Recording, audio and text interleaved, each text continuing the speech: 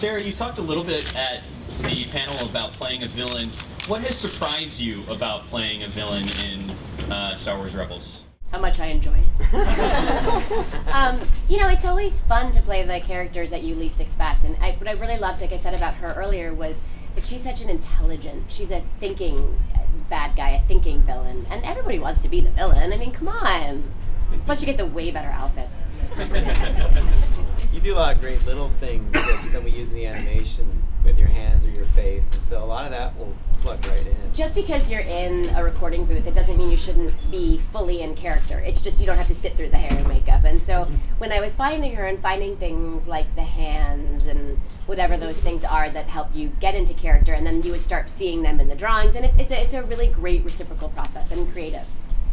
Freddie talks about like how they almost had to like bamboozle him into the audition process, where like he didn't know he was going in for Star Wars, and he did not know. What was your experience like on the opposite end of that coin? Like, how did you get in for the part? How did you find out you were actually going to be doing it?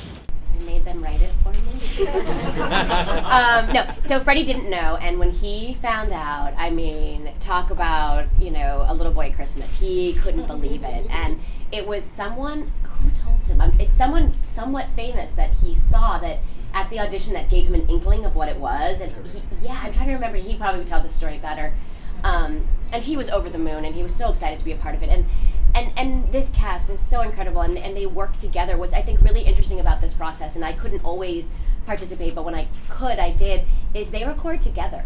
It's not, a lot of times with animated, you're in a booth by yourself, you do your lines, you go home, and they really record it like a show, like a live show, and I think it makes such a difference in the performances because they're actually performing off each other. And so, especially in the beginning when I was really getting to know everyone separate from being the wife of, I really enjoyed being able to be in the booth with them, and it was awesome. I know you've had other villainous roles before, in particular Cruel Intentions, just one of my favorite films. I'm just wondering, because I saw the clip at the panel, and it kind of reminded me, I don't know why, but somewhat a little bit of the manipulation and stuff like that the character had in Cruel Intentions. Just wondering. Well, it's sort of like when they say that it's so coincidental that Buffy and I look a lot alike, because they all are versions of me. So I think that does probably come into play, and they videotape our mannerisms, and so it definitely, I hope I'm a little more original than that. Hopefully maybe it was my voice that reminded you of it. But, again, it's all where it comes from.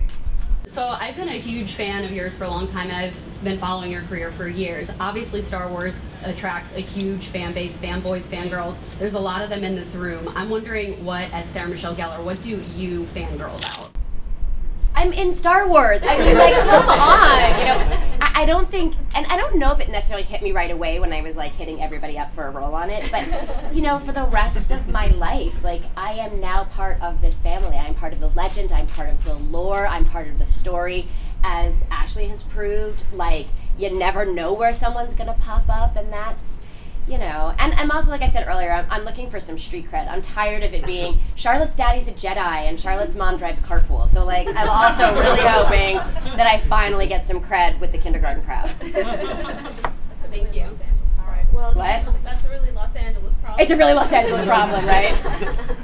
Well, I'm going to stop here. And I do have to leave, but I just want to say, and I want to say to Dave, and I want to say to everybody and everyone here, thank you for welcoming me so much. I feel like there could have been this sort of backlash of I'm taking away from Star Wars or being a part of it, and I've been so honored and so excited to be included by all of you, by all of the fans, by everyone, and it really is a dream come true to be a part of this, and hopefully next Halloween there'll be a costume.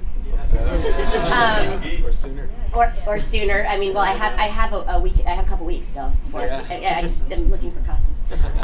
But I just really wanted to say thank you, and thank you for, like I said, for being so welcoming to all of you guys too.